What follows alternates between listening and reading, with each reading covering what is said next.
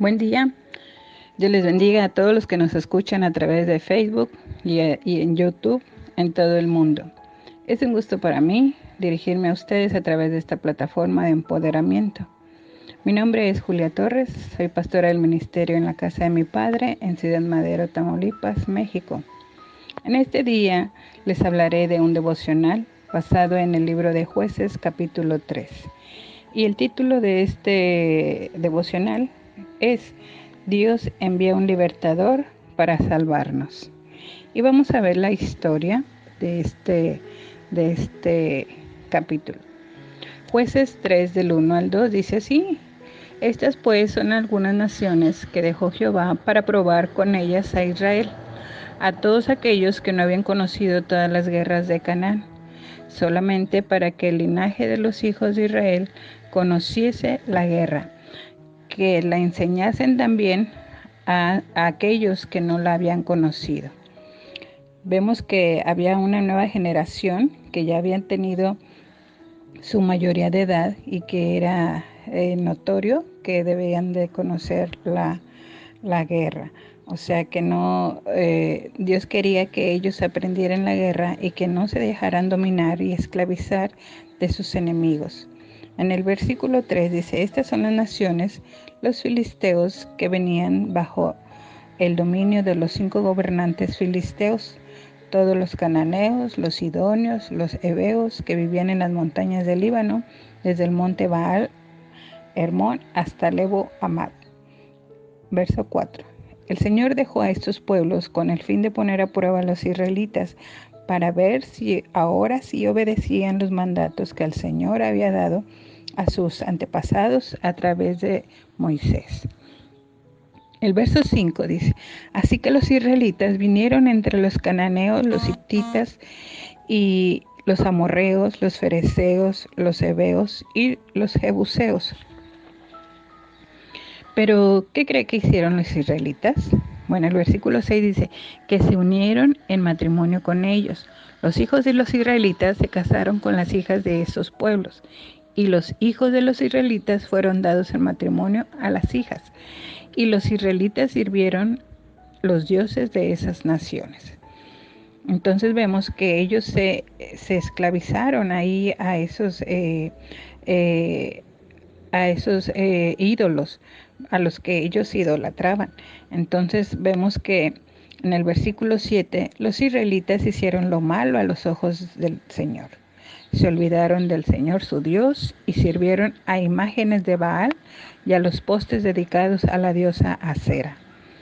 Los israelitas fueron cautivados por la forma de vida de los pueblos a su alrededor, de tal manera que se empezaron a casar con las hijas de los pueblos enemigos y se empezaron a olvidar de Dios y empezaron a adorar a ídolos.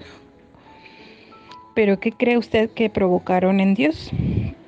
Bueno, el verso 8 dice: Entonces el Señor ardió de enojo contra Israel y lo entregó en manos de Cusán Risataim, rey de Aram Naharaim, y los israelitas sirvieron a Cusán Risataim durante 8 años.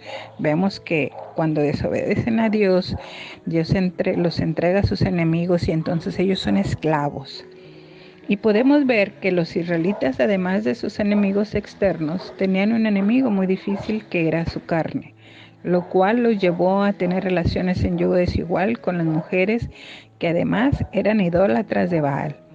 Es por eso que Dios se enojó y los entregó por 8 años a sus enemigos. Pero cuando el pueblo de Israel clamó al Señor por ayuda, el Señor levantó a un libertador para salvarnos. Se llamaba Otoniel, hijo de Cenaz, hermano menor de Caleb. Este hombre tenía una gran herencia espiritual muy hermosa. Vemos el versículo 10, dice: El Espíritu del Señor vino sobre él y comenzó a ser juez de Israel. Entró en guerra contra Cusán Risataim, rey de Aram, y el Señor le dio la victoria sobre él. Versículo 11. Y hubo paz en la tierra durante 40 años. Luego murió Otoniel, hijo de Cenaz. ¿Y qué cree que pasó? El versículo 12 dice: De nuevo los israelitas hicieron lo malo a los ojos del Señor, y por la maldad de ellos el Señor le dio dominio sobre Israel al rey Eglón de Moab. Y vamos a ver algunas consecuencias. Verso 14. Entonces los israelitas sirvieron a Eglón, rey de Moab, durante 18 años. Otra vez estuvieron en servidumbre por 18 años por su desobediencia. Versículo 15. Sin embargo, cuando el pueblo de Israel clamó al Señor por ayuda, el Señor nuevamente levantó a un libertador para salvarlos. Se llamaba Ahod, hijo de Gera, quien era un hombre zurdo de la tribu de Benjamín. El versículo 30 dice: así fue derrotado Moab aquel día bajo la mano de Israel, y reposó la tierra 80 años.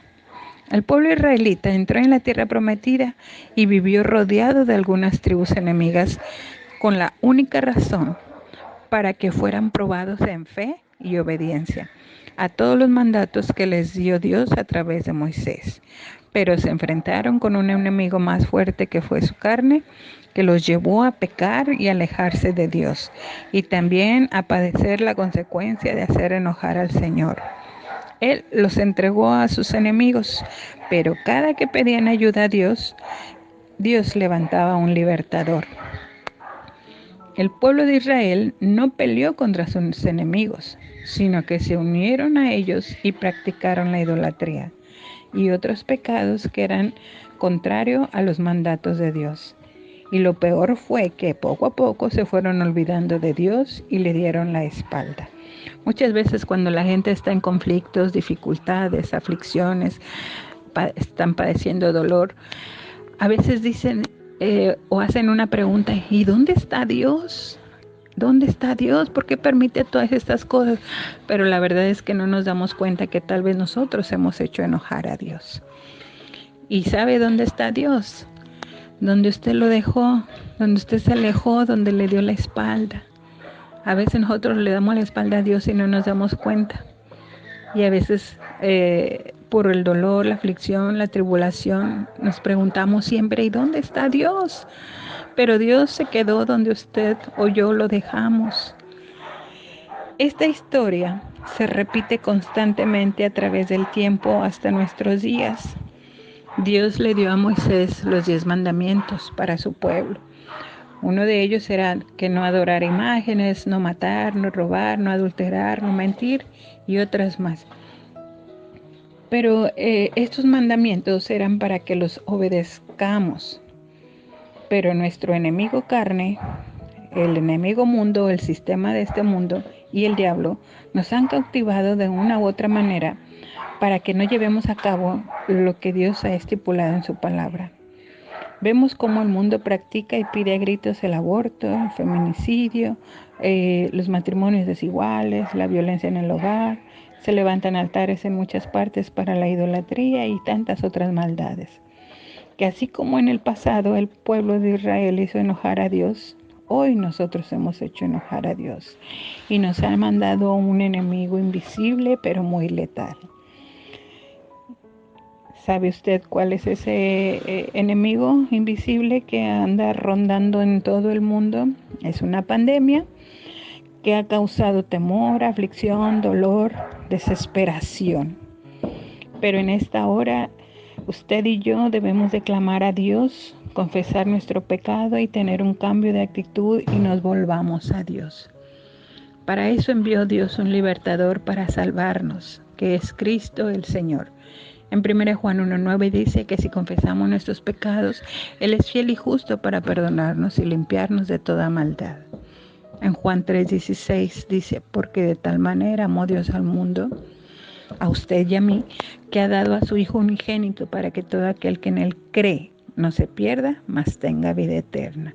Fíjese que todo aquel que en Él cree, he escuchado que algunos dicen que crea a tiempo futuro, no, pero Dios dice todo aquel que en Él cree, tiempo presente. Si tú decides creer en Dios hoy, Dios te perdona, hoy te liberta, hoy te restaura, hoy te sana.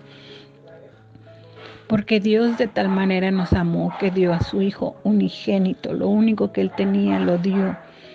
por amor a ti y a mí. Romanos 5:8 dice, mas Dios muestra su amor para con nosotros, en que siendo aún pecadores, Cristo murió por nosotros.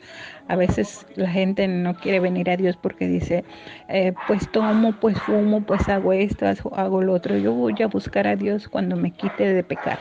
Pero usted y yo nunca vamos a poder dejar de pecar si no le damos la oportunidad a Dios que Él obre en nuestra vida. Romanos 5:11 dice, y no solo esto, sino que también nos gloriamos en Dios por nuestro Señor Jesucristo, por quien hemos recibido la reconciliación. En esta hora yo te invito que hagamos una oración y que le pidamos perdón y que digamos así, Señor Jesús, hoy te confieso mi pecado, reconozco que he hecho lo malo delante de ti. Perdóname, voluntariamente decido creer en tu nombre Jesús, que significa Salvador. Entra en mi vida, Señor. Haz tu voluntad en mí, porque tu voluntad es buena, es agradable y es perfecta. Gracias por morir por mí y darme vida eterna. Y también reconciliarme con Dios el Padre. Todo esto te lo agradezco, Señor, en el nombre glorioso de Jesús. Amén.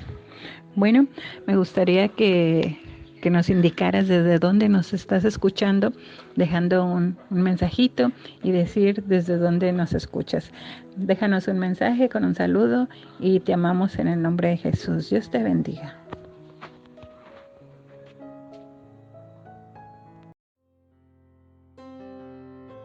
Agradecemos tu atención. Ayúdanos a seguir siendo un medio de bendición para los demás. No dejes de seguir nuestras redes sociales y comparte con tus familiares y amigos. Seguramente alguien necesita una palabra de bendición este día. Gracias.